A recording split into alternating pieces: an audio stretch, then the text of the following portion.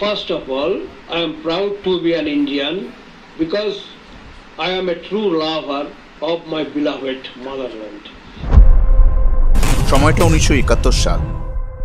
আজকের এই বাংলাদেশ নিজেদের স্বাধীনতার জন্য লড়াই করছে, আর ঠিক সে সময় পাকিস্তানের হাত থেকে বাংলাদেশকে রক্ষা করতে ঢাল হয়ে দাঁড়ালো ভারত। লড়াই চলছে পাকিস্তান আর ভারত।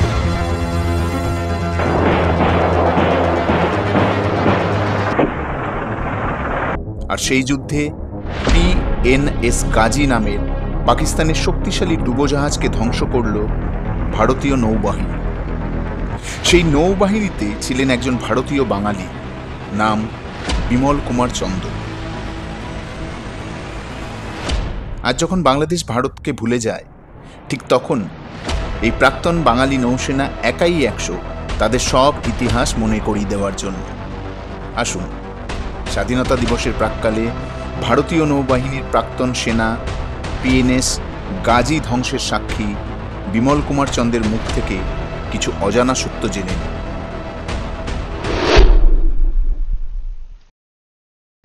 নমস্কার। আজকে মগজমারিতে আমাদের সঙ্গে উপস্থিত আছেন ভারতীয় সেনাবাহিনীর একজন প্রাক্তন অফিসার বিমল কুমার চন্দ্র। আজকে তার সঙ্গে আমরা আড্ডা মারব, অনেক কিছু বিষয় জানতে পারব। ওয়েলকাম। Thank you. আপনি 1964 সালে ভারতীয় সেনাবাহিনীতে যোগদান করেন। নৌসেনা। আপনার এই ভারতীয় সেনাবাহিনীতে যোগদান করার এই বিষয়টা কি করে এলো? বিষয়টা হলো 1962 সালে যখন চীন আমাদের দেশকে আক্রমণ করলো, আমি সেই সময় মনে মনে ঠিক করে নিলাম, জানি না কি করে আমার ভিতরে আসলো যে আমাকে ডিফেন্সে জয়েন করতে হবে। কারণ আমি দেখছি চীন যেভাবে আমাদেরকে সে সময় মারছে, আমাদের যে পজিশন ছিল ডিফেন্সে, আমি তখন ভাবলাম যদি আমি কিছু করতে পারি, যদি আমি যাই, আমি যে অ্যাটলিস্ট একটা লোক তো বাড়বে ডিফেন্সে, আমি গেলে পারে। তা সেইটা আমার 62 থেকে আমার এটা ছিল। কিন্তু 62-তে তখন আমি জলপাইগুড়িতে থাকি। জলপাইগুড়িতে আমি ট্রাই করলাম, ওখানে হলো না। আমি ক্যালকাটায় চলে আসলাম, কারণ ভিতরে আমার একটা ছিল, জেদ ছিল, আমাকে ডিফেন্সে যেতেই হবে। আচ্ছা। আমি কলকাতায় চলে আসলাম। কলকাতা থেকে আমার রিক্রুটমেন্ট হলো, কেউ জানতো না। আমি নিজে সেদিন সমস্ত কিছু হয়ে যাওয়ার পরে আমাদের টিকিট সমস্ত হয়ে গেল, আমাদের যে পেমেন্ট করা ছিল সমস্ত সাব ডিফেন্স আমাদের করে দিল। করে দেওয়ার পর আমি বাড়িতে এসে যখন বললাম, সবাই আশ্চর্য হয়ে গেল। তার আগে আপনি স্পোর্টসের সাথে যুক্ত ছিলেন? তার আগে আমি ডিফেন্সে ঢোকার আগে আমি তো স্পোর্টসম্যান, অ্যাকচুয়ালি বর্ন স্পোর্টসম্যান। 1952-তে আমি স্পোর্টস লাইনে আসি। এই খেলাধুলোর জগতে আমি 1952 সালে আসি। এই 52 সাল থেকে আমি খেলাধুলোর জগতে থাকার দরুন কি হলো, আমার ভিতরে একটা ডিসিপ্লিন ছিল। সেই ডিসিপ্লিনটা আমাকে উদ্বুদ্ধ করেছে ডিফেন্সে যাওয়ার জন্য। কারণ যেহেতু আমি জানতাম ডিফেন্স সার্ভিসটা হচ্ছে এমন একটা সার্ভিস যেখানে ডিসিপ্লিনটাকে আরও সুন্দরভাবে শিখতে হলে পারে, এবং 10 জনের সাথে কীভাবে কথা বলতে হবে, কীভাবে সমাজের সাথে মিশতে হবে, নিজের জীবনকে কীভাবে উপভোগ করতে হবে সুন্দরভাবে, এই জিনিসটা আমার ভিতরে এসেছিল স্পোর্টসম্যান হিসাবে। সুতরাং দুটো জিনিস আমার কাজ করেছে, একটা স্পোর্টসম্যান একদম 1952 সাল থেকে, আর 64-এ গিয়ে আমার কাজে লাগলো, যেটা আমি 64 সালে গিয়ে আমি নেভিতে জয়েন করলাম। আপনি ইন্ডিয়ান নেভিতে ছিলেন? Indian navy. তাহলে 64-তে জয়েন করা মানে আপনি 65-র যুদ্ধ প্রথম আপনার কাছে এক্সপিরিয়েন্স। আমার কাছে যখন জাস্ট আমাদের পাসিং আউট হওয়ার পরে আমাদেরকে ফার্স্ট পোস্টিং হলো জাহাজে। আমাদের জাহাজে যখন গেলাম, কারণ নেভি মানেই জাহাজ, সুতরাং INS রাজপুতে আমি ফার্স্ট পোস্টিং পেলাম 1964-এর এন্ডে, আফটার জয়েনিং। 64-এর এন্ডে আমি যখন INS রাজপুতে জয়েন করলাম, তখন জাহাজটা হচ্ছে ডেস্ট্রয়ার শিপ। আমার একটা আলাদা একটা হলো যে বাহ, জাহাজে আমি জয়েন করেছি, জাহাজের জীবন। সমুদ্রের মাঝে যখন আমাদের সেল করে আমি যখন প্রথমে তো জাহাজে আমি উঠলাম, ওঠার পরে সবার সাথে সব নতুন, সমস্ত পরিবেশটা নতুন, সেগুলো দেখার পরে যখন জাহাজ চলতে আরম্ভ করলো, তারপরে যখন মাঝ সমুদ্রে আসলাম, মাঝ সমুদ্রের যে দৃশ্য, এটা যে কি কল্পনা করে বুঝিয়ে বলা যাবে না কাউকে। এগুলো কি জন্য? এগুলো হচ্ছে ভিতরের থেকে আসতে হবে, আমাকে উপভোগ করতে হবে। আমি বহু ছেলে আছে, আমি দেখেছি বহু ছেলে কান্নাকাটি করে ডিফেন্সে ঢুকে, ওরা বেরোতে পারে, কারণ একবার ঢুকে গেলে পরে সাইন করা, বন্ড সই করতে হয়, তো বন্ড সই করার পরে বেরোনো খুব মুশকিল, বেরোনো যায় না, কোনো রাস্তাই নেই, একমাত্র যদি নিজেকে মেডিকেলি ইয়ে করতে পারে তাহলে পারে। তাও মেডিকেলি সব রকমের নয়, একটা সিরিয়াস মানে আনএবল টু ওয়ার্ক সেরকম হতে হবে, তা নাহলে না। তা সেই জন্য আমার ভিতরে 65-এ যে জিনিসটা কাজ করলো সেটা হচ্ছে ওই যে যখন আমি জাহাজ আমাদের মাঝ সমুদ্রে, তখন সমুদ্রের মাঝে যেদিকে তাকাই সেদিকে শুধু জল আর জল। একটা অদ্ভুত অদ্ভুত একটা দৃশ্য এবং অদ্ভুত একটা অনুভূতি, যে অনুভূতিটা আমি মানে বুঝিয়ে বলতে পারবো না কি অনুভূতি সেটা। কোনো কিছু দেখা যাচ্ছে না জল ছাড়া। সেই জাহাজের মধ্যে আমাদের যখন 2 দিন 3 দিন 4 দিন যখন সেলিং হচ্ছে, সেলিং হওয়ার পরে জাহাজটা যেহেতু ডিস্ট্রেস শিপ, ছোট শিপ এবং বহু পুরনো, যার জন্য কি হলো, আমাদের যে সি ওয়াটারটাকে নিয়ে এসে যে ফ্রেশ ওয়াটার করা হয়, সেই সি ওয়াটার ফ্রেশ ওয়াটার হওয়ার পর, কারণ ইঞ্জিনের জন্য আমাদের দরকার ফ্রেশ ওয়াটার, কারণ ইঞ্জিন সল্ট ওয়াটারে চলবে না। যার জন্য কি হলো, যখন 3 দিন 4 দিন 5 দিন ওকে কোনো অসুবিধা হয় না, জল যেরকম আছে সেরকম, কারণ খাবার জল বা স্নানের জল ফ্রেশ ওয়াটারটা পাওয়া যাচ্ছে, এদিকে যে ফ্রেশ ওয়াটার তৈরি হচ্ছে রিফাইন্ড করে সেটা আবার ইঞ্জিনেরও কাজে লাগছে, সেটা জাহাজ চলছে। কিন্তু তারপরে একটা অদ্ভুত অভিজ্ঞতা হলো, কারণ ধরুন দিন 15-20 পরে যখন জাহাজ চলছে সমুদ্রের চারিদিকে শুধু জল, তখনকার অনুভূতি কিন্তু একটা অন্যরকম। কারণ তখন ওই ডাকছে আমাকে ডাঙা, মানে আমাকে বলছে যে কি হলো, এটা সমুদ্রই সমুদ্র, জল আর জল, আর তো কিছু নেই। এটা 1 নম্বর। দ্বিতীয় কথা হচ্ছে এই যে সমুদ্রের জলটাকে যে রিফাইন করা হলো, রিফাইন করার পরে সেই যত দিন এগোচ্ছে জলের পরিমাণটা ইঞ্জিন বেশি নিচ্ছে। এমন একটা সময় হলো আমাদের স্নানটা বন্ধ হলো, স্নান আমরা করতে পারলাম না, লাইফটা অন্যরকম, সেটাকে উপভোগ করলাম। তারপরে আস্তে আস্তে আস্তে আস্তে খাবার যে জল সেটার উপর রেস্ট্রিকশন হলো, মানে এক একজন 2 গ্লাস 3 গ্লাস বা 4 গ্লাস যেরকম ভাবে, প্রথম দিকে এরকম, লাস্টের দিকে সারা দিনে 2 গ্লাস, সকালবেলা 1 গ্লাস, রাত্রিবেলা 1 গ্লাস, এইরকম দিন কেটেছে। কিন্তু আমি কোনো সময় ফিল করিনি, আমি জানি না কেন, আমার কোনো সময় যেন কষ্ট মনে হয়নি, আমি হাসি মুখে সেটাকে নিয়েছিলাম। যার জন্য কি হলো, আমাকে কখনো মানে ডিমোরালাইজড করতে পারেনি। এই অবস্থা 65-এ বাই দ্যাট টাইম আমার ছুটি গ্রান্ট হলো। আমি বললাম যে এরকম ব্যাপার, আমি তো অনেকদিন হলে হয়েছে, আমাকে 64-এ 65 ন্যাচারালি 65-এর আমার যে অ্যানুয়াল যে লিভটা, সেই লিভটা আমার ডিউ হয়ে গেছে। আমাকে বলে ঠিক আছে, you can go for leave. আমাকে ওদের সময় ডিফেন্সের নিয়ম হচ্ছে 2 মাসের ছুটি, 60 days প্লাস জার্নি টাইম। আমাকে ছুটি দিয়ে দিল, আমি চলে আসলাম বাড়িতে, জলপাইগুড়িতে তখন আমি থাকি। আসার পরে বোধহয় দিন 7 পরে ওয়ার ডিক্লেয়ার হলো। চিন্তা করে দেখুন, ওয়ার ডিক্লেয়ার হলো, জীবনের প্রথম আমি যুদ্ধে যাচ্ছি, সেই অনুভূতি। পাড়ার লোক যখন সবাই জানতে পারলো বিমল চলে যাচ্ছে, কোথায়, ডিফেন্সে যুদ্ধে যাচ্ছে, আমার বাড়িতে আমি ঠিক করলাম যে যেদিনকে ইয়ে করেছে আমি তার পরের দিন, আমাকে বললাম না 2 দিন পরে যাবো, না নাথিং ডুইং, আমাকে যাবো মানে যাবো, আমি তার পরের দিনই চলে যাব, আমাকে দেশ ডেকেছে এইটা। তা আমি করলাম কি, সেই সবাই আমার কাছে আসলো, বন্ধু বান্ধব সবাই, তারা এসে আমাকে সি অফ করলো, সবাই আমাকে স্টেশনে আসলো, সবাই, আমি ওখান থেকে, আমাদের তো যে ট্রেনের যে টিকিটটা থাকে সে সময় তো অন্য কিছু নেই, ফ্লাইট সমস্ত কিছু, সবই কিছু বুঝতেই পারছেন কি অবস্থা, তখন 3rd ক্লাস আর 2nd ক্লাস, তাছাড়া 1st ক্লাসও নেই, এরকম অবস্থা ট্রেনে। তা ওই ইয়ের মধ্যে ট্রেনে করে আমি চলে আসলাম বোম্বেতে। বোম্বে আসার পরে আইনাস রাজপুতে জয়েন করলাম ওয়ারে।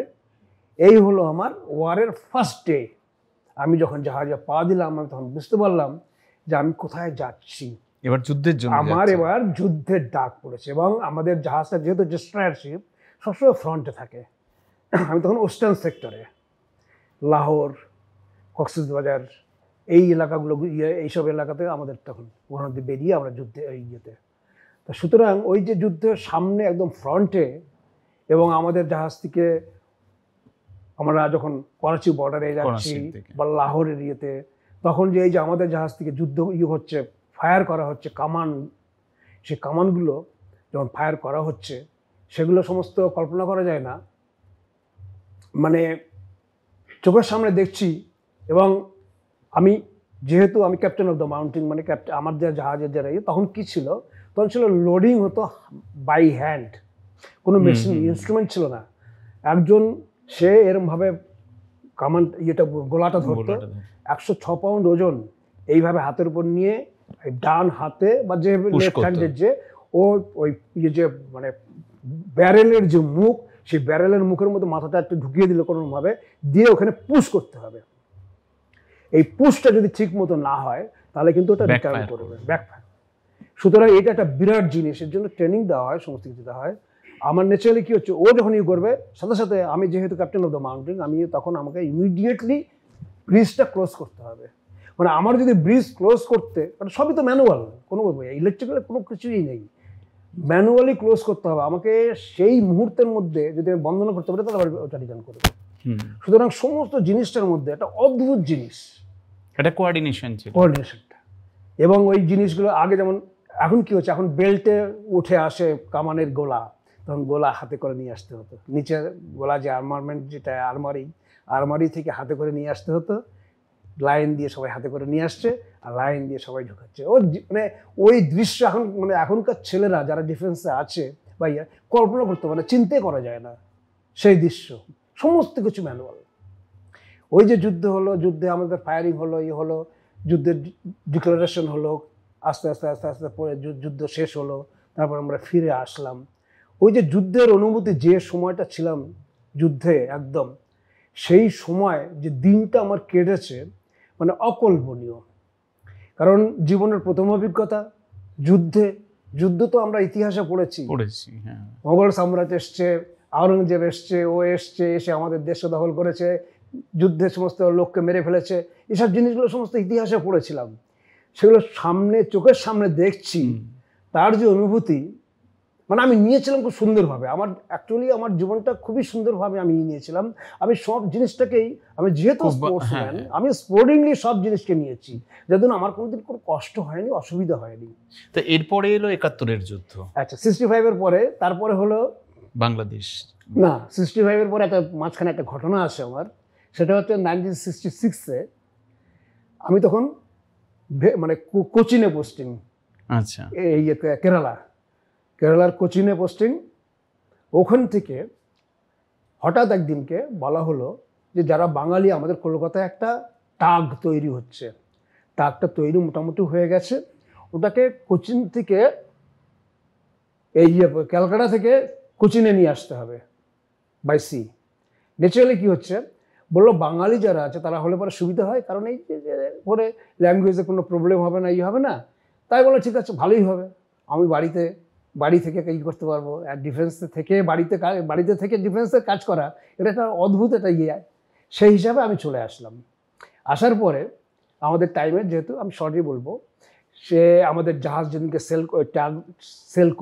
সেল করার জন্য আমরা বেরোলাম, তখন তো কিছু নেই, তখন হচ্ছে টরেটক্কা, কোনো রকম কমিউনিকেশনের কিছু নেই। এবং একজন সিগন্যাল ম্যান থাকে যার হাতে ফ্ল্যাগ থাকে, সে ফ্ল্যাগে A to Z তাড়িয়ে হ্যান্ড সিগন্যালে, হ্যান্ডের সমস্ত কিছু, একজন যে সিগন্যাল পাঠাচ্ছে আর যে সিগন্যাল রিসিভ করছে, সে প্রতিটি এই যদি হাত এরকম করলো, এটার মানে কি, A না B, এটা হাত তুললো, এটা হাত নিচে দিল, এটা উপরে সাইডে দিল, এই যে এটা সিগন্যালিং, এটা অদ্ভুত জিনিস। মানে এখনকার লোকেরা বা এখনকার ছেলেদের যদি আমি বলি, চিন্তাই করতে পারে না যে কিচ্ছু নেই আমাদের।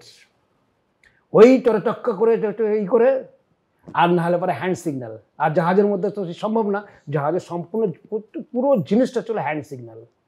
এই জাহাজের একদম টপে উঠে সে সেখান থেকে সিগন্যালিং করতো, অন্য জাহাজটা দেখতো, দেখে নিয়ে সেটাতে করতে রিসিভ করতো। এইভাবে ছিল আমাদের।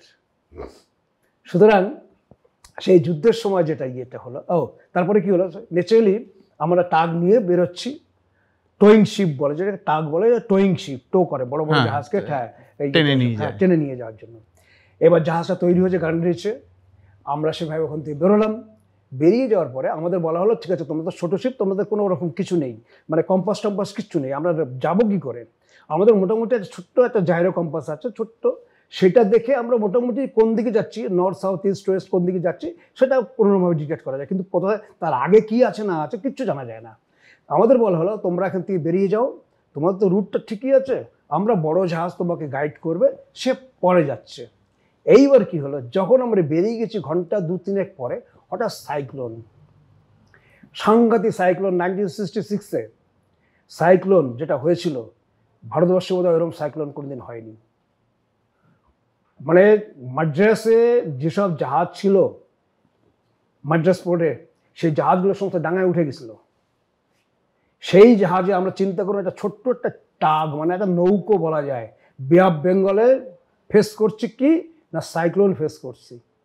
সেই অবস্থার মধ্যে আমাদের একদিন গেল, দুদিনও হয়নি, একদিন যাওয়ার পরে আমরা বুঝতে পারলাম যে আমাদের আর কোনো কিছু নেই। কারণ তখন হচ্ছে জাহাজের ঢেউগুলো যে আসছে 30 ফিট 40 ফিট ঢেউ, এই ঢেউগুলো উপরে যখন উঠছে জাহাজটাকে পুরো উপরে নিয়ে যাচ্ছে, আবার নিচে নিয়ে যাচ্ছে, ফেলছে, উপরে উঠছে নিচে নামছে। তখন আমরা চিন্তা করে দেখলাম, আমরা 19 জন ছিলাম ওই টাগে, আমরা চিন্তা করে দেখলাম আমরা যদি এই জাহাজের মধ্যে থাকি, টাগে থাকি, তাহলে কিন্তু আমরা জলের নিচে চলে যাব, মানে জাহাজ যে কোনো মুহূর্তে জলে চলে যেতে হবে। সুতরাং আমরা সবাই লাইফ জ্যাকেট পরে নিলাম, লাইফ জ্যাকেট পরে আমরা সবাই আপার ডেকে আসলাম, সবাই আপার ডেকে থাকলাম। আমাদের যে হুইলটা যেটা মানে যা ইঞ্জিনটা চলবে সেটাকে ধরে রাখার তো উপায় নেই, ওই কোনোরকমভাবে দড়ি দিয়ে বেঁধে ভালো করে বেঁধে দিয়ে যা হলো যা হয় হবে, সোজা চলবে, স্ট্রেট হবে, সেলিং হবে। এইবার যেহেতু আমাদের বড় জাহাজ আমাদের গাইড করার কথা, যেহেতু সাইক্লোনিক পেয়েছে, সুতরাং সেই জাহাজকে ছাড়েনি। বড় মানে আমাদের নেভাল থেকে যে যদি 19 জন লোক মারা যায় খুব কম, এবং কস্ট অফ টাগ অনেক কম। বড় জাহাজ যদি যায় তার মধ্যে 150-200 লোক থাকে, 150-200 লোক যদি মারা যায় এবং জাহাজটা যদি নষ্ট হয়ে যায় তাহলে তার কস্টিং অনেক বেশি, আমাদের দেশ অনেক ক্ষতি করবে। সুতরাং 19 জনের জীবনের কাছে কিন্তু 150 জনের জীবন সমান নয়, এই জন্য আমাদেরকে মানে এটা আপনাদের কাছে উপলব্ধি, এটা অদ্ভুত উপলব্ধি। সেটাই তো আমরা তখন বুঝতে পারলাম যে আসছে না কেউ, আস্তে আস্তে। তারপরে কখন আমি জানি না, জ্ঞান আমাদের, আমরা জাহাজ থেকে সবার উপায় নেই, মানে জাহাজ যেভাবে করছে তাতে আমাদেরকে জলে ফেলে দিল। আমরা জলে না পড়ার আগে আমরা কি করলাম, ওই 19 জনের কোমরের সাথে দড়ি বেঁধে সবাইকে দড়ি বেঁধে রাখা হলো। লাইফ জ্যাকেট ছিল, লাইফ জ্যাকেটটা ছিল, আর আমরা কোমরে সবাই দড়ি বেঁধে নিয়ে ওই দড়ি যে নাইলন রোপ ওটা বেঁধে দেওয়া হলো, যাতে 19 জন যদি মারা যায় 19 জনই মারা যাবো একসাথে, এবং 19 জন যেদিকে যাবো সেই দিকেই আমরা 19টাই একজন সিঙ্গেল হলে পরে একটা এদিকে চলে গেল, একটা ওদিকে চলে যাবে, একটা ওদিকে চলে যাবে, ছিটকে যাবে। সেই জন্য আমরা কি হলো, ওইটা আমাদের এগুলো সব ডিফেন্সের এগুলো সেই হিসাব করে আমরা দেখলাম যে 19 জন এসছে। এই অবস্থার মধ্যে আমি শুধু দেখছি জলের থেকে আমি উঠছি উপরে, আর জলের নিচে চলে যাচ্ছি, আবার উঠছি, যখন উপরে উঠে আসছি তখন দেখতে পাচ্ছি সমস্ত বাবা মা ভাই বোন সবাইকে দেখতে পাচ্ছি, সবাই আমার সামনে, আবার টুক করে নিচে চলে যাচ্ছি। ওই যে মানে মানে দৃশ্যটা কল্পনা করা যায় না, জলের নিচে কোথায় চলে যাচ্ছি, আবার যখন জলে দিয়ে হচ্ছে তখন আবার উপরে উঠিয়ে নিয়ে আসছে।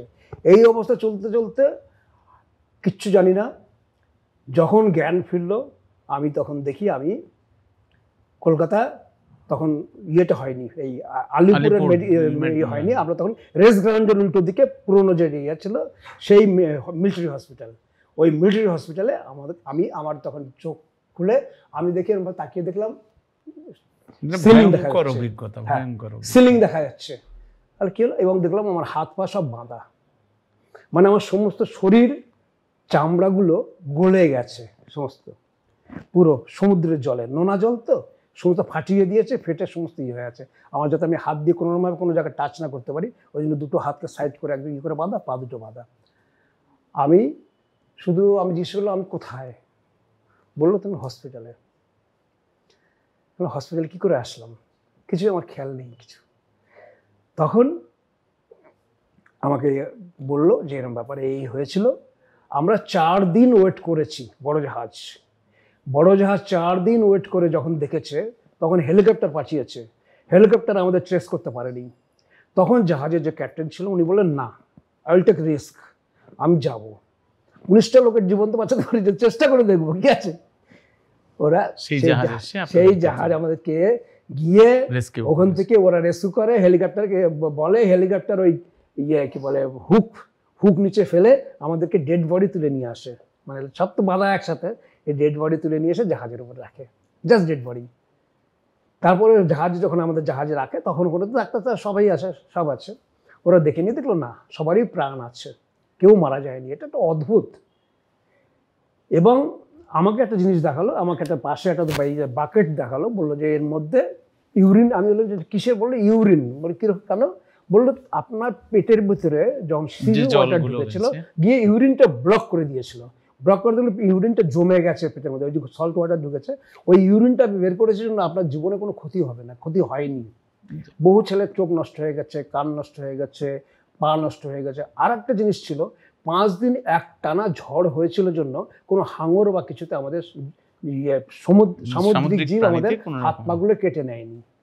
এটা একটা বিশাল বড় একটা।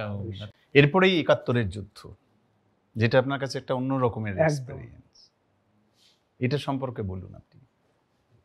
দেখুন, 1971 সালে যুদ্ধের আগে আমি যেহেতু স্পোর্টসম্যান, আমি নেভি টিমে ছিলাম, আমাদের আলাদা, আমি তখন আইএনএস সার্কাস মানে বিশাখাপত্তনমে পোস্টিং আমার, আমি বিশাখাপত্তনমের ইস্টার্ন সেক্টরের স্পোর্টসম্যান, ইস্টার্ন সেক্টরকে আমি রিপ্রেজেন্ট করতাম, হ্যাঁ, সার্ভিসেসে হোক, ন্যাশনালে হোক, যা কিছু।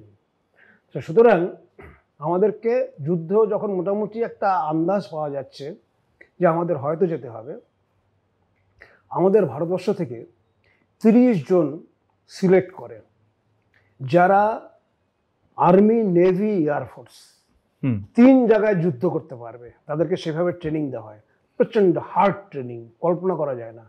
আমি একজন তার মধ্যে। আমাকে তারা সিলেক্ট করে, আমি ট্রেনিংয়ে যাই। ট্রেনিং মানে কল্পনা করা যায় না সে কী ট্রেনিং।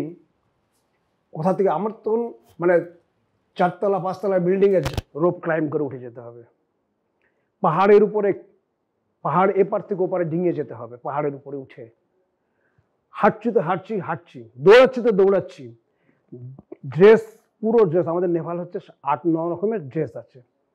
ল্যান্ড ফাইটিং আমাদের শেখানো হয়, যখন ল্যান্ড ফাইটিংয়ের ড্রেস আলাদা, নেভি যখন জাহাজে থাকে তখন ড্রেস আলাদা। এবার কী হলো, ল্যান্ড ফাইটিং যখন ড্রেস পরা হয়, টোটাল আর্মি ড্রেস, তখন আমরা, আমাদের হোয়াইট ড্রেস না, তখন আমরা খাকি ড্রেস আছে। এই খাকি ড্রেস পরে, বুট পরে, সমস্ত কিছু করে নিয়ে, হার্বার্টস্যাক থেকে আরম্ভ করে সমস্ত কিছু লাগিয়ে নিয়ে, তার আমার শরীরের মধ্যেই আমার যে ওজন তার উপর অন্তত মিনিমাম 40 কেজি, 30 থেকে 40 কেজি আরও চাপানো আছে। এই অবস্থার মধ্যে আমাদেরকে হাঁটতে হয়েছে, দৌড়াতে হয়েছে, পাহাড়ে উঠতে হয়েছে, রোপ ক্লাইম্বিং করে। এই ট্রেনিংটা কত দিনের থাকে? এই ট্রেনিংটা দিয়েছিল আমাদেরকে 6 মাসের। 6 মাস। তারপরে আপনারা যুদ্ধে? তারপরে আমরা যুদ্ধে, ওরা ঠিক অ্যাডজাস্ট করেছিল এইভাবে। 6 মাস আমরা ট্রেনিং নিলাম। ট্রেনিং নিয়ে, মানে ট্রেনিং নেওয়ার পরে আমি আমার নিজেকে, আমি এটা ভাবছিলাম যে আমি কে, মানে ওইরকম টাফ ট্রেনিং আমি যে মানে করতে পারো, কমপ্লিট করতে পারো, আমি কিন্তু সেটাই একটা অদ্ভুত। এবং আমাকে সিলেক্ট করেছে, যেহেতু আমি একজন ওয়েট লিফটার ছিলাম, ডিফেন্সে স্পোর্টসম্যান ছিলাম, ওরা দেখলো যে হার্ডি লোক, ওরা হার্ডি লোক, মানে যে সমস্ত রকম জিনিসকে ইয়ে করতে পারবে। আমরা জাহাজে, আমাকে জলে ফেলে দিন, আমি চলে যাব, আকাশ থেকে ছুঁড়ে ফেলে দিন, প্যারাসুটে চলে যাব, আর্মির ল্যান্ড ফাইটিং সমস্ত কিছু। মানে আমি নেভি হলে কি হবে, আমি আর্মি, নেভি, এয়ারফোর্স 3টে ট্রেনিং আমাদের দেওয়া হলো। তো এই ট্রেনিং এর পরেই আপনাকে ট্রেনিং এর ইমিডিয়েটলি, ওই জন্য তো রাজপুতে দেওয়ার জন্যই আমাকে দিল রাজপুতে। কেন? এবার কারণটা হচ্ছে রাজপুত তখন ডিকমিশনে যাচ্ছে, মানে রাজপুত তখন শেষ হয়ে গেছে, কিচ্ছু নেই। কামান টামান যা আমি 65-এ যে কামান দিয়ে আমরা গুলি করেছি, সেই কামানগুলো সমস্ত অকেজো হয়ে গেছে। আমাদের কাছে কিচ্ছু নেই জাহাজে। আমাদের বলা হলো তোমরা সুইসাইড অ্যাটাকার হিসাবে যাচ্ছ। আচ্ছা, চিন্তা করো, সুইসাইড অ্যাটাকার মানে কীরকম? যখন জাহাজ মাঝ সমুদ্রে কোনো জাহাজে আক্রমণ করবে, কারণ আমার কাছে কিছু নেই, আমি তো হাত ছুঁড়ে মারতে পারবো না, ঘুষি মারতে পারবো না। সুতরাং আমাকে কি করতে হবে, তখন জাহাজটা ফুল স্পিড ফুল হেড চালিয়ে দিয়ে ওই যে অন্য যে জাহাজকে আমি মারবো তার পেটে একদম মাঝে বরাবর তাকে হিট করা হবে। হিট করলে কি হবে, আমার জাহাজের সামনের জাহাজটা দেখবে সামনের দিকে এরকম থাকে, এ করবে কি, এ যখন যাবে যে হিট করবে টোটালি ভিতরে ঢুকে যাবে। এইবার ভিতরে ঢোকার পরে ওই জাহাজটা, আমার জাহাজ নষ্ট হয়ে যাবে, ওর জাহাজ নষ্ট হবে, দুটোই জলের নিচে। তার মানে চিন্তা করে দেখুন যে আমরা সুইসাইড অ্যাটাকের মানে যাচ্ছি, মানে আমাদের জীবনের যে কোনো মুহূর্তে আমাদের জীবন চলে যেতে পারে, আমরা জেনে নিলাম।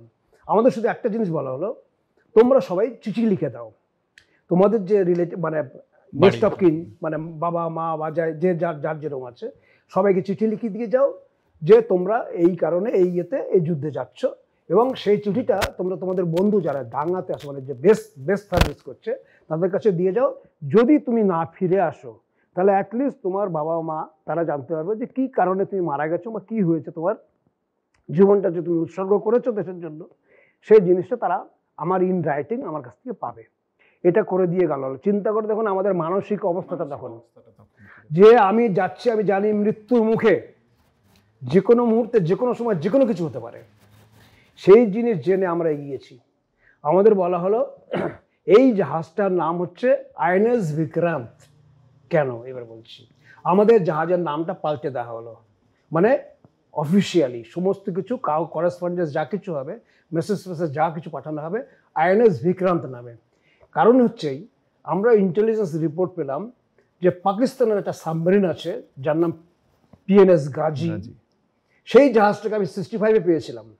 আচ্ছা, 65-এ এই জাহাজটাকে পাওয়ার পরে আমরা পেয়েছিলাম, কিন্তু জাহাজ এত ফাস্ট, সাবমেরিন তখন একদম নতুন একেবারে, এত ফাস্ট যে আমরা ওকে ট্র্যাক করতে পারিনি।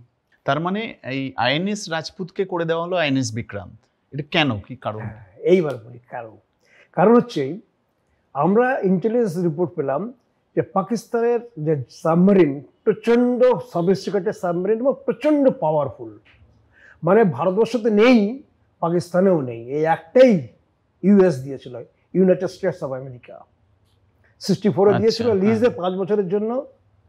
সেইটাকে আমাদের 65-এ করেছে। 65-এ আমি এই জাহাজটাকে এই সাবমেরিনকে পেয়েছিলাম যখন আমি আইএনএস রাজপুতে ছিলাম। আর কিরম লাকি আমি যে আইএনএস রাজপুতে 65-এও আমি আইএনএস রাজপুতে, 71-এও আমি আইএনএস রাজপুতে, মাঝখানে যে 6 বছর, এই 6 বছর আমি ছিলাম বেসে মানে নেভাল টিমে। তা ন্যাচারালি প্লাস আমার একটা এক্সট্রা কোয়ালিফিকেশন আছে, যেটা আমাকে ভারতবর্ষের 30 জনের মধ্যে একজন আমি, যে সমস্ত রকম ট্রেনিং নেওয়া আছে, হার্ড ট্রেনিং। তো ন্যাচারালি আমাদেরকে বলা হলো যে তোমরা আজ থেকে খেয়াল রাখবে, কারণ আইএনএস বিক্রান্তকে মারবার জন্য একটা সাবমেরিন পাঠাচ্ছে পাকিস্তান। কি কারণটা হচ্ছে আমাদের ভৌগোলিক কারণটা, হচ্ছে বাংলাদেশ হচ্ছে ইস্টার্ন সেক্টরে, ভারতের ইস্টার্ন সেক্টর হচ্ছে বাংলাদেশ। এবার ইস্টার্ন সেক্টর বে অফ বেঙ্গলের পাশেই হচ্ছে বাংলাদেশ। ওরা কি করলো, আমাদের ছিল যে যখন আমাদের কোনো এয়ারক্রাফট বেস থেকে ওঠে বা রানওয়ে দিয়ে মানে এয়ারবেস থেকে ওঠে, তাহলে তাকে অন্ততপক্ষে 30, 40, 50 কিলোমিটার বা 150, 200, 500 কিলোমিটার বা 1000, 1500, 2000 কিলোমিটার এক্সট্রা রান করতে হয়। হয়রাজ আমার যদি সেই কাজটা আমার একটা জাহাজ করতে পারে, মানে মাঝ সমুদ্রে গিয়ে, তার মানে এতখানি এগিয়ে গেলাম আমরা, হয়তো 50 কিলোমিটারের মধ্যে পেয়ে গেলাম, 100 কিলোমিটারের মধ্যে পেয়ে গেলাম টার্গেটকে। সেই জন্য আমাদের আইএনএস বিক্রান্তকে রেডি করে রাখা হলো, কারণ আমরা জানি যে ইস্টার্ন সেক্টরটা আমাদের মেইন, কারণ তো ওয়েস্টার্ন সেক্টর ছিল আমাদের 65-এ, মেইন হচ্ছে ইস্টার্ন সেক্টর। এই কারণে যে বাংলাদেশ ইস্টার্ন সেক্টরে, কারণ বাংলাদেশে হচ্ছে মেইন আমাদের যুদ্ধ। 65 আমাদের পাকিস্তানের সাথে যুদ্ধ হয়েছে, কিন্তু এটা হয়েছে বাংলাদেশকে আমরা সাপোর্ট করেছি। সুতরাং আমাদেরকে বলা হলো যে তোমরা আজকে থেকে বিক্রান্ত হয়ে গেলে, এবং বিক্রান্তকে বাই দ্যাট টাইম, যেহেতু বিক্রান্তকে যদি মানে কোনোভাবে ওরা, শত্রুকে কখনোই আমরা কমজোরি ভাবি না, আমরা সবসময় শত্রুকে আমরা ভাবি যে ইয়েস যে কোনো কিছু করতে পারে, সেইভাবে আমরা প্রিপেয়ার হই। আমরা করলাম কি, আমাদের আইএনএস বিক্রান্তকে সরিয়ে দেওয়া হলো একদম রিমোট এরিয়াতে, আন্দামানে, যেখানে কোনো, এবং এমনভাবে নিয়ে যাওয়া হলো, এমনভাবে করানো হলো যাতে কেউ টের না পায়। ইভেন আমাদের জাহাজে, আমাদের সিক্রেসি এমনভাবে মেনটেন করা হলো, আমাদের যে নিজেদের জাহাজ আছে সেসব জাহাজও টের পেল না, other than naval headquarter eastern sector and INS Rajput. এছাড়া কেউ জানতে পারলো না যে INS Rajput became INS Vikrant. এবং বিক্রান্ত যেহেতু একটা এয়ারক্রাফট ক্যারিয়ার, 500, 1000, 2000 লোক থাকতে পারে সেখানে, আর আইএনএস রাজপুত হচ্ছে একটা ছোট্ট, তার ক্যাপাসিটি 190-100 জন। কিন্তু যদি আমাদের মেসেজ টেসেজগুলো বাল্ক পাঠাতে হবে, আমাদেরকে বলা হলো তোমরা বাল্ক মেসেজ পাঠাবে, এবং শুধু তাই নয়, রেশন বাজার থেকে, ভাইজাগের বাজারের থেকে অন্ততপক্ষে 500-1000 লোকের যে চাল লাগবে, 1000 লোকের ডাল লাগবে, 1000 লোকের যে খাবার লাগবে, সবজি তরকারি লাগবে, সমস্ত কিছু অর্ডার দিয়ে নিয়ে আসো। যাতে কি হবে, কারণ সব সময় ইন্টেলিজেন্স আছে ওদের, ওরা যাতে খবর পায় আরে বাজার থেকে এত জিনিস কেনা হচ্ছে, তার মানে আইএনএস বিক্রান্তের জন্যই কেনা হচ্ছে, বিক্রান্ত ভাইজাগে আছে। কারণ বিক্রান্তি একমাত্র জাহাজ তখন ভারতবর্ষে যেটা এয়ারক্রাফট ক্যারিয়ার। সুতরাং অত জিনিস যাচ্ছে, তার মানে কি হলো, যা আইএনএস বিক্রান্ত এখানে আছে, আমরা বাইরেটা চলে। আর আমাদের বলা হলো তোমরা কন্টিনিউয়াসলি মেসেজ পাঠিয়ে যাবে, কারণ একটা বড় জাহাজে একটা জায়গায় 10 জন লোক, তার জন্য যে মেসেজ যাবে, একটা জায়গায় 2000 লোক থাকবে, তার জন্য মেসেজ অনেক বেশি। এর মা মারা গেছে, ওর ভাই মারা গেছে, এর মধ্যে কি গাজী চলে এসেছিল আপনাদের কাছে? এইবার কি হলো, আমাদের যখন তখন আমাদের কাছে তখন আসছে যে অলরেডি জাহাজ থেকে ওরা থেকে বেরিয়েছে, বেরিয়ে কি করছে, ওরা মাদ্রাস হয়ে আমাদের ইস্টার্ন সেক্টরে ঢোকার চেষ্টা করছে। এবং এটা এমনই গিয়ে মানে পিএনএস গাজীর ক্ষমতা ও জলের নিচে প্রায় 350-400 ফিট নিচে চলে যেতে পারে, যেখানে আমাদের কাছে কোনো রকম সেরকম সাবমেরিন ডিটেক্টর নেই যে আমরা সাবমেরিনটাকে ডিটেক্ট করতে পারি যে সাবমেরিনটা কোথায় আছে। এইরকম জিনিস মানে এত সফিস্টিকেটেড যেতে। আর আমাদের বলা হলো যেহেতু আমাদের সুইসাইড অ্যাটাকার, প্লাস আমাদের কাছে একটা জিনিস ছিল সাবমেরিন মারবার জন্য, সেটা হচ্ছে ডেপথ চার্জ। এই একটা জিনিস ডেপথ চার্জ হচ্ছে একমাত্র যে সাবমেরিনকে মারতে পারে। টর্পেডো মারতে পারে, সমস্ত কিছু আলাদা, সেটা আলাদা, কিন্তু টর্পেডো তো আমাদের নিলাম তো ছোট্ট জাহাজ একটা, মানে নৌকোর মতো একটা ছোট, মানে যার কিচ্ছু নেই, কোনো কামান কাজ করে না, কিচ্ছু না আদার দেন ডেপথ চার্জ। এইবার ডেপথ চার্জ আমাদের বলা হলো তোমরা রেডি হবে। আমাদেরকে বলা হলো 3rd ডিসেম্বর 1971 আমাদের সেলিং হবে। সেল করে আমরা ভাইজাগ থেকে বেরিয়ে যাব, কারণ আমরা বাইরের টাইম খবর পেয়ে গেছি যে অলরেডি বিশাখাপত্তনমের এলাকাতে পিএনএস গাজী ঢুকে গেছে, এবং এমন একটা ইয়েতে আছে যেখান থেকে আমাদের র্যাডার ধরতে পারছে না, র্যাডারের ইয়ের বাইরে। কারণ ওরাও জানে যে আমাদের কাছে কী কী জিনিস আছে। আমার হাতটা যদি 5 ফুট হয়, তাহলে মানে 5 ফুটের পরে 6 ফুটে আমি গিয়ে মারতে পারবো না। নেচে ওরা জানে যে এই জাহাজটার এই ক্যাপাসিটি আছে, এই এলাকার এই ইন্ডিয়ান নেভির এই ক্যাপাসিটি আছে, শুধু তার থেকে দূরে ওরা থাকছে। যেমন আমরা কোনো সময় ডিটেক্ট করতে পারছি না যে কোথায় আছে লোকেশন, কিন্তু আমাদের ইন্টেলিজেন্স যে রিপোর্ট, ওরা, কারণ ওরাও তো, ওদেরও তো মেসেজ পাঠাতে হবে, মেসেজটা লিক হবে, তো এটা তো সাধারণ কথা। সুতরাং আমরা সেই ইয়েগুলো মেসেজটাকে কালেক্ট করার চেষ্টা করছি, মানে আমাদের ইন্টেলিজেন্স ইন্ডিয়ার, যে কোথায় থাকতে পারে, কোথায় কি অবস্থায় আছে। অলরেডি সে যখন মাদ্রাস পার হলো, তখন তো মাদ্রাস নাম ছিল, এখন তো চেন্নাই হয়েছে, তো মাদ্রাস পার হওয়ার পরে ঢুকছে সেটা আমরা বুঝতে পারিনি, কিন্তু মাদ্রাস ক্রস করে গেছে। এটা জানার পর naturally next port is Visakhapatnam.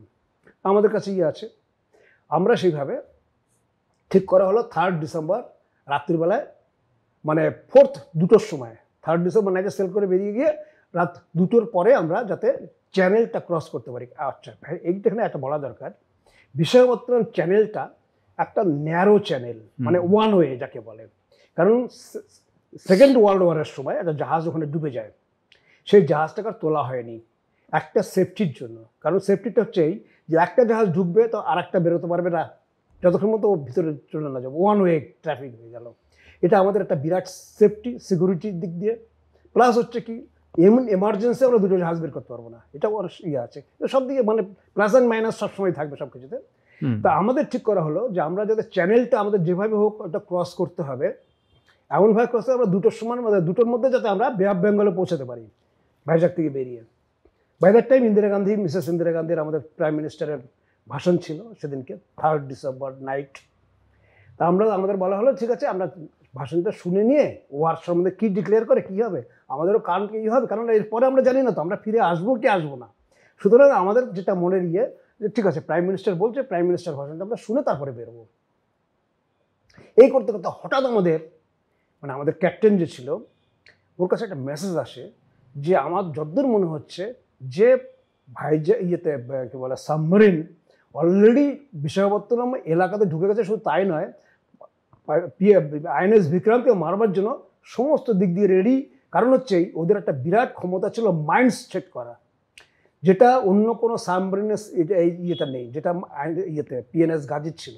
Minds ওরা ডুবুরি পাঠিয়ে দেবে, ডুবুরি পাঠিয়ে দিয়ে জাহাজের ইয়েতে সি সারফেসে আসবে, এসে মাইন্ডস সেট করে দিয়ে চলে যাবে। আর মাইন্ডসটা এমনই জিনিস, ছোটো একটা গোল একটা জিনিস, ছোট্ট এরকম, ওটা শুধু এরকম মানে বেরোনো থাকে, ওটাতে জলের ইয়েতে যখন দেখা যায় না, ওটা যখনই ওইটা জাহাজ টাচ করবে ওখানে ওটা বাস্ট করবে। সুতরাং ওরা সেইভাবে ঠিক করেছে। আমরা জানি যে ওর মাইন্ডস আছে, কারণ আমাদের তো ওর ঠিক মানে সমস্ত কিছু জানা আছে যে সাবমেরিনে কী কী ক্ষমতা আছে। আমরা সেইভাবে আমাদের বলা হলো যে তাহলে আমরা রাত 2টোর সময় আমাদের বেরোনোর কথা, আমরা সেটাকে চেঞ্জ করে 11:30 করে দেবো। কিন্তু পৃথিবী জানছে যে আইএনএস বিক্রান্ত বেরোচ্ছে, আর রাজপুত তো ওখানে আছে কেউ জানে না। আইএনএস বিক্রান্ত বেরোচ্ছে রাত 2টোর সময়। রাত 2টোর সময় আইএনএস বিক্রান্তকে পাওয়া যাবে, সেইভাবে পিএনএস গাজী তৈরি হচ্ছে, আর আমার আইএনএস রাজপুত বেরোচ্ছে। এইবার কি হলো, আমরা যেহেতু 2 ঘন্টা আগে, 2.5 ঘন্টা আগে বেরিয়েছি, ওদের সেই খবরটা তোদের কাছে নেই। এবং আমরা যখন বেরিয়েছি টোটাল ডার্ক, একদম আমাদের জাহাজে কোনো লাইট নেই, সমস্ত কিছু বন্ধ, কোনো সিগন্যাল না, কিচ্ছু না, টোটাল আমরা একটা অন্ধকারের মধ্যে বেরোলাম। অন্ধকারের মধ্যে বেরিয়ে আমরা আমাদের ছিল যে যেই মুহূর্তে আমরা চ্যানেলটা ক্রস করব, ওই চ্যানেলটা আমাদের ডেপথ চার্জ ফায়ার করতে হবে। আর ওই ডেপথ চার্জ যে ফায়ার করা হবে, ডেপথ চার্জ ফায়ারের আমি একটা লিডার ছিলাম।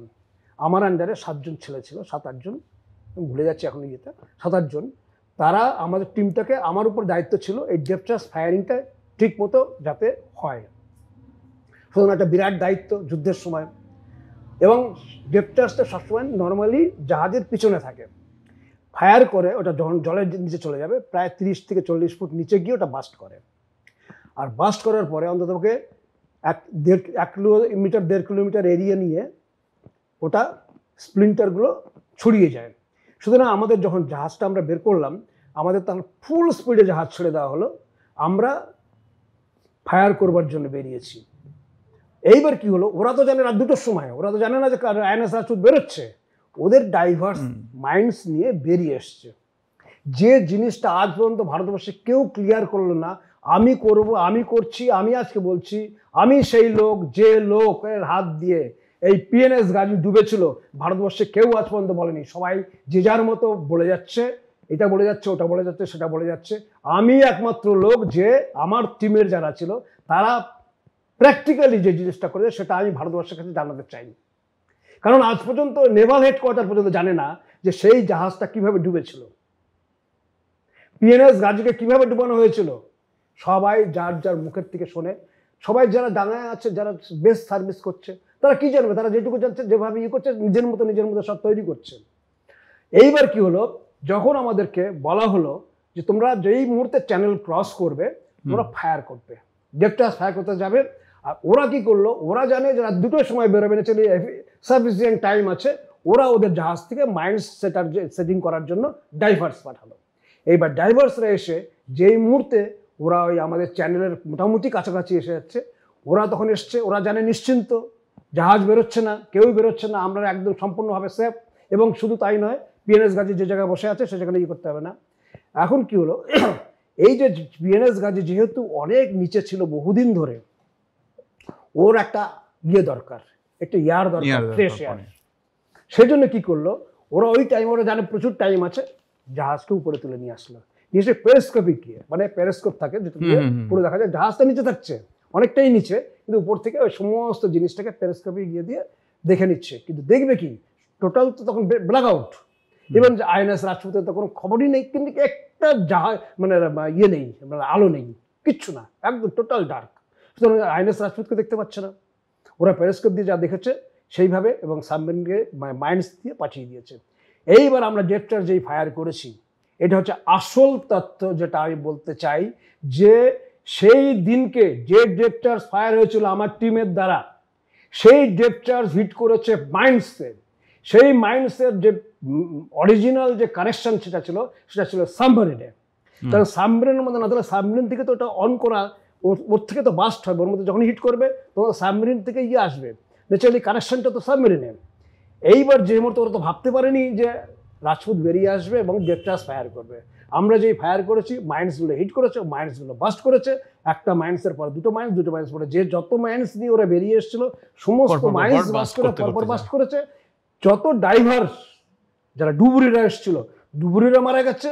এবং আলটিমেট যে ইয়েটা ছিল সেটা হচ্ছে পিএনএস গাজী বাস্ট করলো। স্বপ্নের বাইরে ওরা চিন্তাই করতে পারেনি যে এইটা জিনিস হতে পারে। এইবার এই জিনিসটা কে বলবে? এই জিনিসটা বলবার মধ্যে কেউ নেই। পাকিস্তান করলো সাথে সাথে ডিক্লেয়ার করে দিল যে আমাদের জাহাজটা খারাপ ছিল, জাহাজে দিয়েছিল, ওটা নিজেই হয়ে গেছে, এই হাওয়া ঢোকেনি, ও ঢোকেনি, এই জন্য সব মরে গেছে। আরে তোদের মুখটা বাস্ট হয়ে গেছে। এই জিনিসটা পাকিস্তান বলছে না, আমাদেরকে এখনো পর্যন্ত পাকিস্তান স্বীকার করে না যে পাকিস্তানকে আইএনএস রাজপুত ডুবিয়েছে। আচ্ছা, এখানে একটা প্রশ্ন আছে। আমরা কিছুদিন আগে একটা সিনেমা এসেছিল, হ্যাঁ, গাজী অ্যাটাক। সেখানে একরকমের যেটা আপনি ডিসক্রিপশন দিলেন সেরকম ভাবে না, একটু অন্যভাবে সেটা পোর্ট্রে করা হয়েছিল। তার মানে সিনেমা এবং বাস্তবের মধ্যে একটা তফাৎ আমরা দেখতে পাচ্ছি। এটা নিয়ে আমি মিস্টার ইয়াশ চোপড়াকে আমি এটা টেলিফোনও করেছিলাম এবং আমি অনেক ইয়েতেও মানে এটা লিখেছিলাম। ওনারা শুধু একটা কথাই আমাকে বলেছে যে দেখুন আমাদেরকে বিজনেস, এটা তো আমাকে মানে না, আমি চাচ্ছি জিনিসটা সবাই জানুক, অথচ তারা নিজের করে এন্টারটেইনমেন্ট হিসাবে। সুতরাং সেই জিনিসটা করতে হলে কিছু জিনিস অদল বদল করতে হয়। তা সেই হিসাবে আর প্লাস হচ্ছে কি, তখন পর্যন্ত আমি দেখেছি যত আমি গুগল সার্চ করে বা করে যখন আমাদের হলো ইন্টারনেট, তখন তো ইন্টারনেটের কিছু ছিল না। ইন্টারনেট আসার পরে সমস্ত কিছু আসার পরে আমি গুগল সার্চ করে দেখেছি এক একজন লোকের এক এক রকম কথা, এক একজন আমাদের নেভাল অফিসারের এক এক রকমভাবে ডিসক্রিপশন করেছে। যে কিছু কিছু জায়গায় বলেছে হ্যাঁ আইএনএস রাজপুতই ডুবিয়েছে, কিছু কিছু জায়গায় বলছে না এটা অন্য কোনোভাবে হয়েছে, কেউ জানে না। কেউ বলছে মাইন্স যে বসিয়েছিল মাইন্সের ঢেউয়ে ওইটা মাইন্স বাস্ট করেছে, সেটা মাইন্স কখনো ঢেউয়ে বাস্ট করে না। ইয়েস, আমি বলছি মাইন্স কখনো ঢেউতে বাস্ট করতে পারে না, যত বড় ঢেউই আসুক না কেন। ঢেউয়ে কোনোদিন মাইন্স বাস্ট করে যতক্ষণ পর্যন্ত একটা শক্ত জিনিস হিট না করবে ততক্ষণ পর্যন্ত। এরকম একটা যুদ্ধের লড়াই আপনার, কিন্তু তার পেছনে বোধহয় এই যুদ্ধের ইন্সপিরেশনটা হচ্ছে আপনার স্পোর্টস থেকে এসছে, খেলা, অ্যাথলেট এবং অন্যান্য খেলা। তো আপনি কোন কোন খেলার সাথে মানে স্পোর্টসের সাথে জড়িত ছিলেন? এবং আমি শুরু করি, আমি যখন 1952 সালে শুরু করলাম তো আমি অ্যাথলেট ছিলাম। আমি রানিং 100 মিটার রানিং আমি বিউটিফুল আমার ছিল, আর হাই জাম্প, লং জাম্প, এই তিনটে ছিল আমার বেস্ট। আমি স্কুল লেভেল লেভেলে, তখন তো জাস্ট অল্প বয়স, স্কুল লেভেল আমি অ্যাথলেট। তারপরে 58-এ আমি জিমে ভর্তি হলাম। এই শুরু হলো আমার লিফটিং, আয়রন নিয়ে। তারপরে আমি আয়রন গেমস যত আছে, পাওয়ার লিফটিং, ওয়েট লিফটিং, তারপরে আর্ম রেসলিং মানে পাঞ্জা লড়া, তারপরে স্ট্রেংথ লিফটিং, যত লিফটিং আছে এই সমস্ত কিছুর মধ্যে আমি জড়িত হয়ে যাই। এবং শুধু তাই নয়, আমি একজন স্টেট চ্যাম্পিয়ন পাঞ্জাতে, ন্যাশনাল চ্যাম্পিয়ন, স্টান India champion, Asian champion, world champion. আচ্ছা, আমি তার মানে আপনি ইন্ডিয়াকে রিপ্রেজেন্ট করেছি। শুধু একবার নয়, আমি ইন্ডিয়াকে রিপ্রেজেন্ট করেছি 30 থেকে 35 বার। 30 থেকে 35 বার। আমি 60 থেকে 65টা কান্ট্রি ঘুরেছি পৃথিবীর, যেটা খুব কম লোকের ভাগ্যে হয়। 60 থেকে 65টা কান্ট্রি আমি ঘুরেছি, কর্নার টু কর্নার ভারতকে। আর ঘোরা নয়, এটা ভারতকে প্রতিনিধিত্ব করেছে ভারতের লোক হিসাবে। এটা আমার একটা বিরাট গর্বের ছিল। কিন্তু সেই সময় যখন ধরুন 76, 77, 78 সালে বা 80 সালে যখন আমি ভারতবর্ষকে রিপ্রেজেন্ট করি, তখন এয়ারপোর্টে দেখতাম, বিশেষ করে ব্রিটিশ এয়ারপোর্ট মানে হিদরো নামার পরে, এবং নিউ ইয়র্কে JF কেনেডি এয়ারপোর্টে, এই দুটো এয়ারপোর্ট আমাকে প্রচণ্ডভাবে মানে আমার ভিতরে মানে কষ্ট দিয়েছে। কারণ হচ্ছেই যে আমি যখন নামলাম হিদরো নামার পর আমরা যখন চেক আউট করতে বেরোচ্ছি, আমাদের দেখে দেখে না ওখানে যারা আছে ব্রিটিশিয়ারা হাসতো আমাদের দেখে। কারণটা বলি এবার, কারণ হচ্ছেই আমি যখন ফার্স্ট ওখানে এলাম, লন্ডনে প্রথম গেলাম, আমি হিদরোতে নেমে দেখি যেদিকে তাকাই ইন্ডিয়ান কি করছে, ঝাড়ু দিচ্ছে, মুছছে, পরিষ্কার করছে। তার মানে কি হলো, ভারতবর্ষ সম্পর্কে আমি বুক ইয়ে করে বলবো, ভারতবর্ষ সম্বন্ধে পৃথিবীর কাছে একটা জিনিস গিয়েছিল যে এই ভারতীয়রা তারা সুইপার, আর কিছু না, জেনারেল পাবলিকের কাছে। আমরা যখন গেলাম ওরা বলবো এরা গিয়ে স্পোর্টস করবে, এরা তো সব সুইপিং। যেমন আমাদের একটা ধারণা আছে, আমাদের ছিল ছোটবেলায়, আমার মনে আছে, আমরা উড়িষ্যার লোক দেখলে পরে বলতাম এই তো রান্নাবাড়ি করে, রাঁধা ছাড়া যে কিছু করতে পারে উড়িষ্যা, এটা কোনো ভাবতেই পারতো না। বিহারের লোকেদেরকে ওরা তো ক্ষেত মজুরি করবে।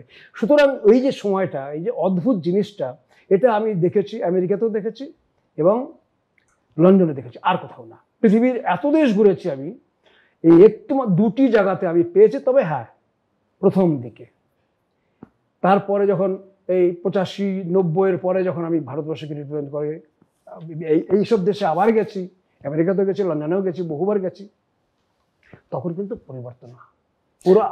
আপনি যে এই স্পোর্টসের রিপ্রেজেন্ট করছেন সেই জন্য অনেক অ্যাওয়ার্ডও পেয়েছেন, খেলরত্ন পেয়েছেন, আর বোধহয় আপনি লাইফটাইম অ্যাচিভমেন্ট পেয়েছি, হল অফ ফেম পেয়েছেন। আর মিলিটারিতে থাকার জন্য এই 71 এবং 65 যুদ্ধে পার্টিসিপেট করার জন্য বোধহয় বীর চক্র পেয়েছেন। বীর চক্র, এটা আপনার বীর চক্রটা একটা ইয়ে আছে। বীর চক্র যেহেতু টিম, কারণ কি জাহাজ মানে টিম। যেমন দেখুন কোনো ক্রিকেট বা ফুটবল বা যখন খেলা হয়, তখন যে ট্রফিটা কাকে দেওয়া হয়, টিমের ক্যাপ্টেনের হাতে। অথচ সবাই ভাগিদার, সবাই মিলে খেলেছে জন্য, 11 জনের টিমের সবাই খেলেছে জন্যই কিন্তু ওই টিম চ্যাম্পিয়নটা হয়েছে। আমাদেরও জাহাজের সবাই মিলে কাজ করেছে জন্য আমাদেরকে বীর চক্র দেওয়া হয়েছে। কাকে দেওয়া হয়েছে? ক্যাপ্টেন। আমাদের ক্যাপ্টেন সেটা রিসিভ করেছে on behalf of INS Rajput, যাতে আমরাও সবাই অংশীদার তার।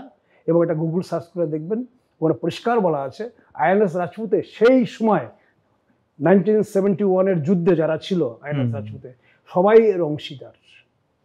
একদম এটাই কারণ আমাদের সবাই এটা যৌথ ইয়ে। আমি যদি বলি যে আমি একা জেফটাস ফায়ার করেছি, ক্যাপ্টেন যদি বলে আমি ওখানে উপরে বসে বসে আমি সমস্ত জাহাজটাকে কন্ট্রোল করেছি, যা কিছু ফায়ারিং সব আমার হাত দিয়ে হয়েছে, ইম্পসিবল। আমি বলতে পারি না, কেউই বলতে পারে না। টিম ওয়ার্ক এটা, প্রত্যেকের আলাদা আলাদা কাজ আছে। যে ইঞ্জিন চালাচ্ছে সে ইঞ্জিনের লোক, যে সুইপিং করছে সে সুইপার, যে খাবার দিচ্ছে সে খাবার, যে কুক সে কুক, যে ফায়ার করছে সেই। সুতরাং সমস্ত সবার জন্য আলাদা আলাদা কাজ দেওয়া আছে। আর যখন আমাদের এটা হলো, যখন আমাদের ডিক্লেয়ার হলো, তখন ন্যাচারালি যা হয় আমাদের কি বলে, আমরা সবাই খুব গর্বিত সেই জন্য যে না, আমাদের জাহাজকে করা হয়েছে। যে জাহাজটা যুদ্ধের কয়েকদিন পরেই ডিকমিশন হয়ে গেছে, ওটা অদ্ভুত। যে জাহাজটার কোনো কিছু ছিল না, কিচ্ছু নেই, সেই জাহাজটা ডিকমিশন হলো যুদ্ধের পরে, অথচ একটা বীর চক্র দিয়ে গেল। এটাই একটা বিরাট বিরাট ইয়ে। আচ্ছা, আপনাকে কয়েকটা প্রশ্ন করি, যেগুলো ধরুন আমরা সাধারণ মানুষ হিসেবে সবসময় জানতে চাই বা বোঝার চেষ্টা করি, যে এই যে 65 যুদ্ধ, সেই সময় ইন্ডিয়ান আর্মির কি অবস্থা ছিল? তখন তো সবে স্বাধীনতার পরে মোটামুটি 10-12-15 বছর, 17 বছর হয়েছে, 17-18 বছর। তখনও মিলিটারি সেইভাবে ডেভেলপ করেনি।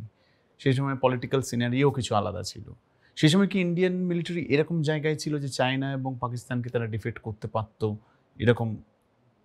হ্যাঁ, এখানে আমি বলবো, যেহেতু আমি ভারতের প্রথম রাষ্ট্রপতিকেও দেখেছি, ভারতের প্রথম প্রাইম মিনিস্টারকেও দেখেছি, কারণ আমি যেহেতু আমার জন্ম ব্রিটিশ পিরিয়ডে, সুতরাং আমি এদের সবাইকে দেখেছি, সবার কাজ দেখেছি। একটা জিনিস, কারণ যেহেতু আমার ছোটোবেলার থেকে একটা ইয়ে ছিল যে আমাকে ডিফেন্সে যেতে হবে, না চলে ডিফেন্স সম্বন্ধে আমার একটা আলাদা ইয়ে ছিল। আমি দেখেছি 62-তে যখন যুদ্ধ হলো, তখন আমাদের আর্মির লোকেরা কি নিয়ে কিভাবে যাতায়াত করেছে, কি করেছে। কারণ 303 চিন্তা করা যায় না, 303 ছাড়া ভারতবর্ষে কিচ্ছু নেই। সমস্ত অর্ডিন্যান্স ফ্যাক্টরিগুলিতে কোনো কিছু তৈরি হতো না। কেউ বলতে পারবে না যে কোনো অর্ডিন্যান্স ফ্যাক্টরিতে কোনো কিছু হয়েছে। আমাদের চলে যান কাশীপুর, চলে যান আমাদের ইচ্ছাপুর, কি হতো সেখানে? হ্যারিকেন তৈরি হতো, হ্যারিকেন। এটা দিয়ে আমাদেরকে মোকাবেলা করতে হবে। সেই জিনিসটা ছিল জওহরলাল নেহরু বলতে, উনি স্বর্গীয় অনেক ইয়ে, কিন্তু যেহেতু আমি ডিফেন্সের লোক আমাকে ফেস করতে হয়েছে, আমি এটা ইনভলভড এর ইয়েতে, সেই জন্য আমি বলবো ওনার উচিত ছিল যে মুহূর্তে আমরা স্বাধীনতা পেয়েছি তারপরে যে যে ডিপার্টমেন্টের প্রয়োজন যা ছিল সেটাকে ফুলফিল করা, উনি সেটা করেননি। যার দরুন কী হলো, আমরা 62-তে আমরা মার খেলাম, 65-এ মোটামুটি 65 আমি গেছি, আমার খেয়াল আছে এখনো জাহাজে আমাদের কাছে যখন আমরা ল্যান্ড ফাইটিংয়ে যাচ্ছি আমাদের কাছে 303 চিন্তা করা যায় না, এখন পুলিশও ব্যবহার করে না, সেই রাইফেল নিয়ে আমাদের যুদ্ধ করতে হয়েছে। তখন বোধহয় AK-47 ঢুকে গেছে। AK-47 তখনও ঢুকেনি না, আর সেই জন্য LMG ছিল, আপনার LMG ছিল, ইয়ে কি বলে ল্যানচেস্টার ছিল, ছোট ছোট ইয়ে। সুতরাং সেসব নিয়ে যুদ্ধ করা যায় না, মনের জোর, সাহস, এই দিয়ে আমরা 65-এর যুদ্ধটা করেছি।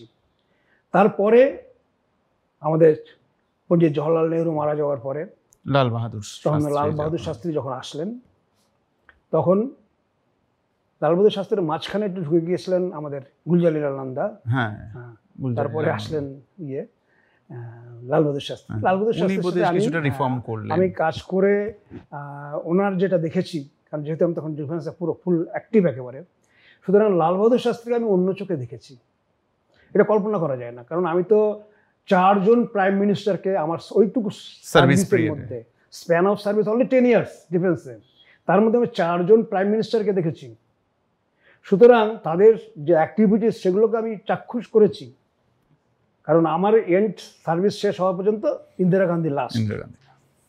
সুতরাং এই অবস্থার মধ্যে লাল বাহাদুর শাস্ত্রী যে জিনিসটা করে গেছেন, উনি যেভাবে, হয়তো উনি যদি আরও বাঁচতেন আমার মনে হয় আরও বেশি ভালো হতো আমাদের জন্য, কিন্তু কিছু করার নেই, উনি চলে। তারপরে আমাদের অথচ অনেক ডেভেলপ হয়েছে। 71-এ যেটুকু হয়েছে, 71-এ যুদ্ধ আমাদেরকে আবার চোখ কান খুলে দিয়েছে, আমরা কিন্তু তারপরের থেকে এগোতে আরম্ভ করেছি। 71-এও আমাদের সেরকম জিনিস ছিল না, সাবমেরিন নেই, কিছুই নেই। আমাদের কাছে যেমন ধরুন যুদ্ধ বা ইন্ডিয়ান আর্মি আমাদের কাছে একটা আবেগের বিষয়। আপনি তো আর্মিতে থেকেছেন, কখনো কি একটা ডিসিপ্লিন, একটা রেজিমেন্টেড সিস্টেমের মধ্যে থেকেছেন, সেখানে কি আপনার মনে হয় যে কোনো রকমের ধরুন অনৈতিকতা, করাপশন বা এরকম কিছু কি ইন্ডিয়ান আর্মিকে ছুঁয়ে যায়? হ্যাঁ, কতগুলো জিনিস আমার খুব খারাপ লেগেছে, বিশেষ করে ইন্ডিয়ান নেভিতে।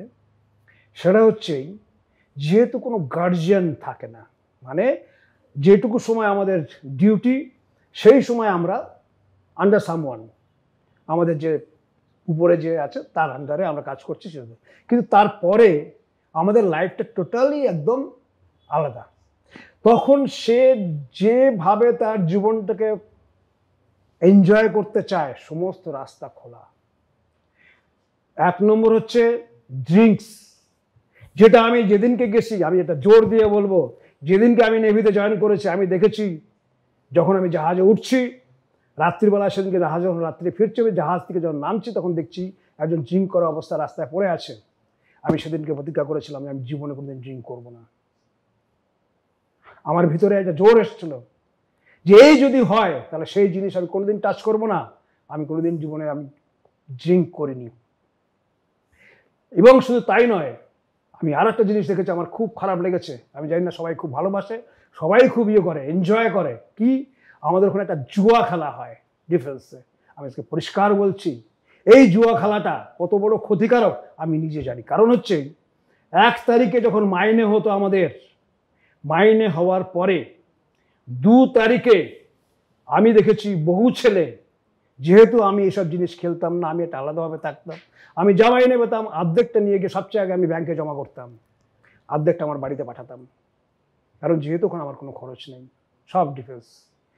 এই ছেলেগুলো কি করতো, ওই যে জুয়া খেলা, কারণ যেহেতু গার্জিয়ান নেই, কেউ নেই, সুতরাং ওরা কি করলো, জানে তার মা বাবা ভাই বোনেরা হয়তো বসে আছে, তার জন্য অপেক্ষা করছে, সেই টাকা পাঠাবে, তার সেই যে জুয়ার ইয়েতে সেই জুয়া খেলে সে টাকা ইয়ে হয়ে গেল, পর মুহূর্তে আসছে এর কাছে কিছু টাকা, ওর কাছে কিছু টাকা, ওর কাছে কিছু টাকা নিয়ে বাড়িতে পাঠাবে বলে। এটা আমার খুব খারাপ লেগেছে। আমি বলবো ডিফেন্সে যেন এই জুয়াটা বন্ধ হয়, আমার কাছে পরিষ্কার কথা।